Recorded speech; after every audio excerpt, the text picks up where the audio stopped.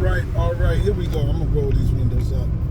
So, I don't know if I like this new camera angle. First of all, I'm gonna express myself about the studio for my little sci-fi express lane. So I may go back to Center Mass over here. But today's sci-fi express lane is on doing panels, right? As you know, or you may not know, it's probably about 10, it's gotta be more than that. Maybe 15 years ago, I started doing my own panel, which started off as Black Planet or something. I went to ComicCon in 2005, and maybe 2006, one of them, and I saw the Black panel, and that was so cool. You know, Shaquille O'Neal was on it, and it was a lot of fun. I think Jamie Foxx was on it later on, and it was really cool. And they just talked shop, and they really just talked about the Black experience in comic books, and that was it. And they expressed themselves. And having gone to Comic-Con and comic conventions around the country, I had just heard people talk, how is it to write? You know, how did you develop this character? You know, zombies or writing horror.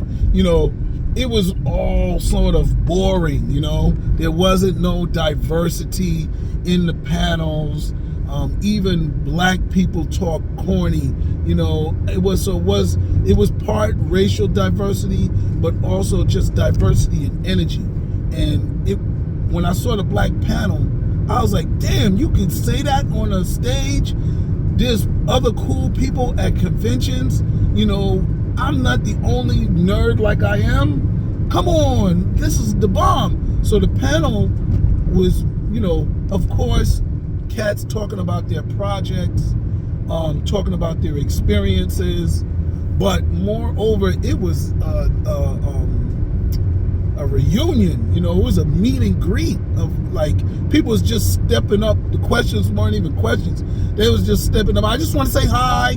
I'm Black. I'm from Washington, D.C., and I just love comics. And, you know, that was it. And, you know, all right, they wasn't sounding like Valley Girls, but they was like, yo, my man, I just loved you ever since you was in this movie. And it was cool. And, you know, it was a celebrity panel, but it wasn't about Shaq, right?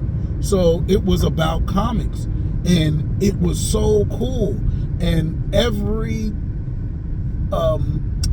other convention that I have been to, I never got that feeling, right? Never felt that I was in a community. I always felt that I was alone, you know, when I would go. This is 2005. I've been going to Comic-Con since 2000 it's probably 2004, 2005. You know, those were the first few years of me going. But that's like 18 years of conventions now. So, and I've been going hard. You know, when I started my first convention, I screened my movie, Holla If I Kill You, in Hollywood, Florida, at the first Florida SuperCon, which was done with Mike and Rob, who moved to Orlando and started doing Spooky Empire. Those are like two big conventions in Florida. And my film, Holla If I Kill You, screened there. They let the little independent film do it. I think it had already been in Hollywood Video. And I just did it because I had not really taken my film to festivals before I got distribution. So anyway, that was that. And from there, I met all these nerds, and I felt like a fish out of water. Shout out to Eric Allen Nelson. I met him in those early days, a Black creator. I think I met Joel, I forgot his name. Gosh, he's gonna kill me. But I think I met another Black, Mullen, can't remember his first name. He's an illustrator, two illustrators, you know, and because illustrators, you know, they get into the body and they make these pictures, so it's not like they're selling always Black content. A lot of times they selling Spider-Man, they just selling Superman, so they don't have to worry about, is it because they're black? They're just selling, mainstream characters. So they fit in a little different, right? But me as a writer, I will have to write white characters, and I don't have white characters in my stories because I'm black and I wanted to read more diversity. So I have diverse characters in the story, but the story is usually led by a black person. I think I have one story with a white lead. So the black panel was like revolutionary to me. I was like, wow, never really heard anybody talk slang, forget about hip hop, Shaq brought the energy. I can't remember who else was on. I think Jamie Foxx, but I don't remember who else was on it, right? And it was hot. And they were talking about things that matter. So when I came back to SuperCon, I was like, yo, I need to do a panel like that. So I started doing the, the Planet Black. That was the first one I did. And it was good. The problem that I ran into in South Florida was, dudes didn't want to do panels. Dudes wanted to just sit at their booth and sell their artwork. And I'm down. Illustrators don't really make money off of talking. Their pictures and their illustrations do all the talking for them. So it's hard. Unless they illustrated a book, then they don't really need to talk. So I didn't know that. And most of the people there weren't self-published people. And then I remember I ran into some other dudes. I was like, yo, Miami's majority. So I'm gonna put some Latinos cats on it. And I went and talked to these Latino cats. They had a book, and they was like, nah, we don't draw Latino characters. And that stuck with me. I remind them about that all the time when I talk to them. But, that was their thing. And, and I was like, damn, how do you even draw a Latino character, when they come in different shades? The problem is they weren't drawing Celia Cruz. They was drawing, Carmen, what's her name? Carmen Electra. Carmen Diaz? You know what I'm saying? They were drawing the light Latino that if they don't say their name, you don't even know that they're Latino. So their characters look just as white as Archie. It's just they had a different name if they did name them something different. So they didn't feel that being on a panel would help their business. And a lot of times it's just like black science fiction. In the early days, people was like, can I read this if they weren't black? I was like, are you kidding me? Who do you think we writing for? It's not, it's not a Black Panther book where it's a manual. It's got all our secret elements in there and you can't read it or else you'll, foil our plot. No, we're not plotting against you. It's just a book, Shoot, I go watch all types of movies with no black people in it. You understand? And y'all don't do good things always to the black characters in there, but we still read it, but just because it's a black story, that doesn't mean you can't read it. And that's only a surface group of people, because there's a whole lot of white people and other elements, cultures that like different elements about stories. They'll be reading it if it's horror, if it's urban, if it's street.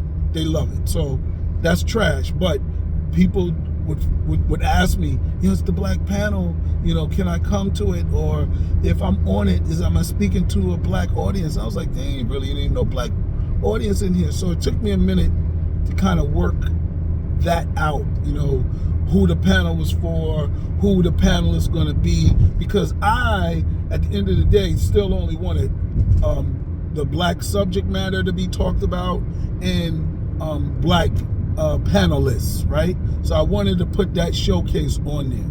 Now, I've had anybody in every ethnicity is welcome to be on it, but my tone is hip hop and black, so I set the tone, and most of the topics that I talk about are from the black perspective or your cultural perspective.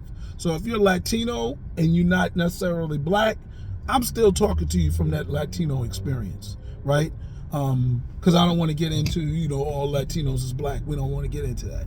Or whatever your culture is, right? So if you're going to be on the black panel, even if you're a white person, you talk from that white, whatever your culture is, perspective. You can be American. You don't have to be Irish, Italian, Russian or whatever. If you want to just embrace American, I'm down with that. And I don't debate those things, at least not at the panel, right? So I changed the panel from Planet Black to the Monster panel. And that kind of made it easier for people to understand it. And I think I might have done Planet Black for like a year or two. And then I started doing the Monster panel. But there was a gap.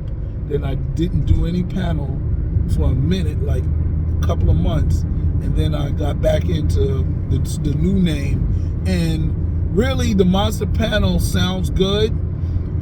What I wanted to say with the Monster panel is that all the panelists are monsters. We at the top of our game, whether it's just here in South Florida, whether it's in our city, or it's in our own family. We're the monster. So you decide, what area of a monster you are. And that kind of worked. What do you call it? There was a little confusion with it being a subject for horror, like monsters, Godzilla and them, and then just Frankenstein. And we, I do talk horror, but the Monster panel transcends that. Now, the problem is in some programs, they don't give you enough to say the Monster panel topic, such and such and such and such, so billing it is a problem because it's a traveling panel. I do the same panel whether I'm in New York, whether I'm in Chicago, Philadelphia, my home state, New Jersey, or here in Florida where I live. I've done this panel kind of all over the place. I've even been invited to come to other states to be a guest because of the panel, not because of my writing, but because I do the Monster panel. They wanted to have me come to their convention.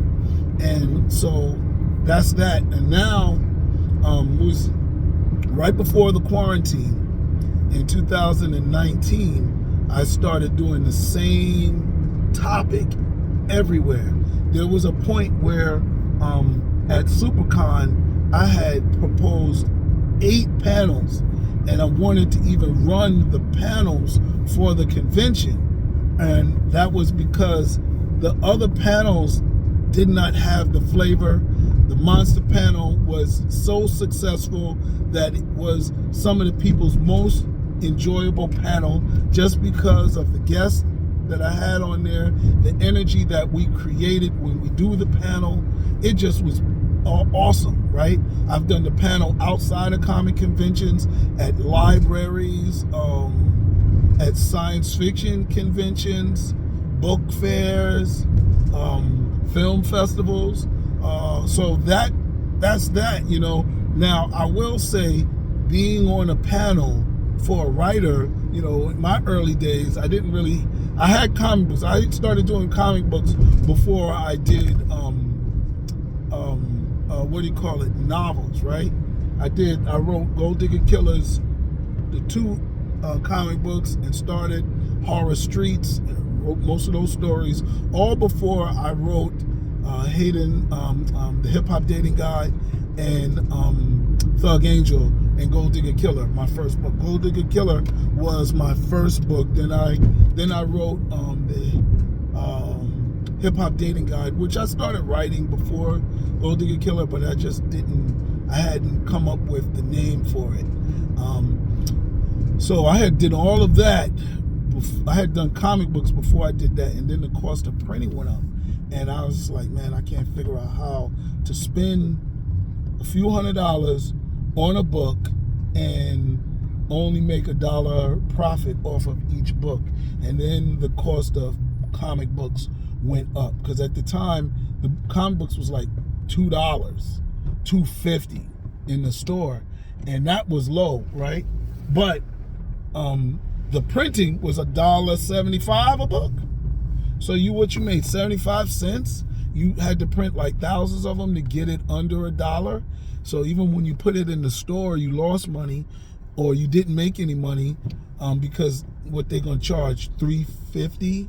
So that was a leap. And then the price of comics went up around 2015. You started seeing $3.99 and $5.99 comics, $4.99.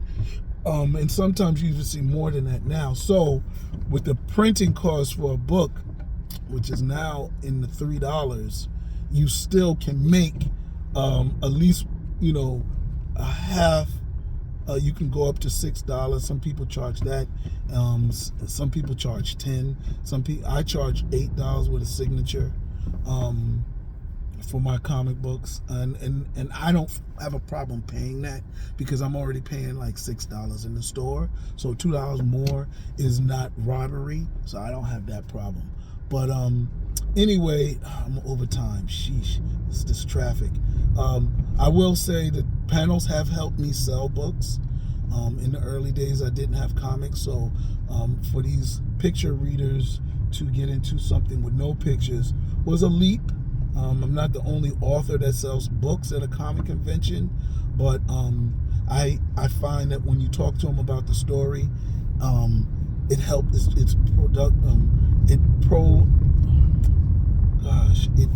It helps your sales. It positively affects your bottom line. So there you go. And that's it. So, one last thing. In 2019, I started doing the same panel title at every panel. It was called I Love Sci-Fi. And it allowed me to hear answers from the same questions from different parts of the country. And it was beautiful. And now that is the name of my next collection of short stories. It's going to be a collection of short stories and me doing what I do here on the Sci-Fi Express lane, where I'm going to be talking, I'm writing essays on sci-fi. So that's that. But anyway, I just wanted to talk a little bit about what the Monster Panel was. It's going back. I'm getting bookings for the Monster Panel in 2 years. I've done it, but it feels back again now. So the Monster Panel is back. And that's it. All right. Thank you. Like, subscribe, share. Maybe I'll do another one on some of the topics that I talked about on the Monster Panel. It's just a beautiful little subject area. All right. Peace.